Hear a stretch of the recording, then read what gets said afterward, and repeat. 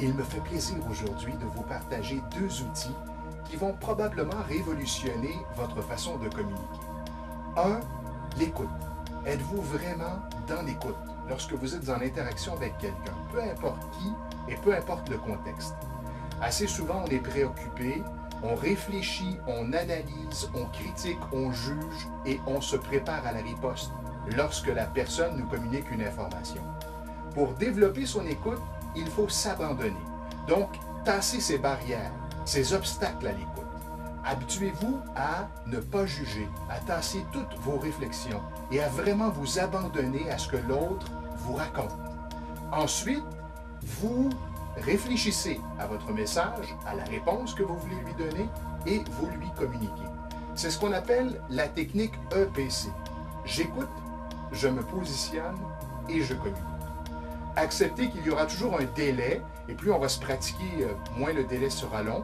Un délai entre le moment où la personne termine son message et le moment où vous lui répondez. Et ça fait partie du processus de développement de l'écoute. Donc, plus vous vous entraînez, plus vous aurez de la facilité à développer votre écoute et vous prendrez plaisir d'ailleurs à interagir avec l'autre. C'est tellement agréable de ne pas juger, de simplement accueillir, recevoir ce que l'autre a à nous communiquer. C'est une technique EPC, je rappelle, écoute, positionnement, communication, qui a été développée par notre institution, soit le Centre de formation en communication du Québec. Maintenant, le deuxième outil. Pour développer sa structure de la pensée, la structure du message, éventuellement le sens de la répartie, il faut tout simplement avoir ces trois lettres en tête. OCI. Objectif.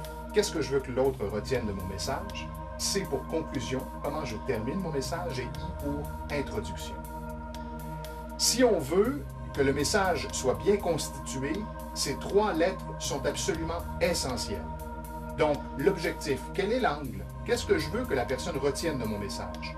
Ensuite, ce sera plus facile, une fois que l'angle ou l'objectif sera bien déterminé, de trouver une conclusion, la façon de terminer le message. La conclusion est la dernière chose que vous allez dire, mais la première que votre interlocuteur va retenir.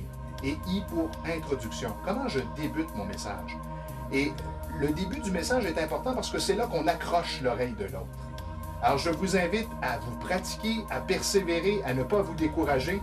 Avec patience, vous y arriverez et vous constaterez à quel point ces deux outils vont transformer votre communication.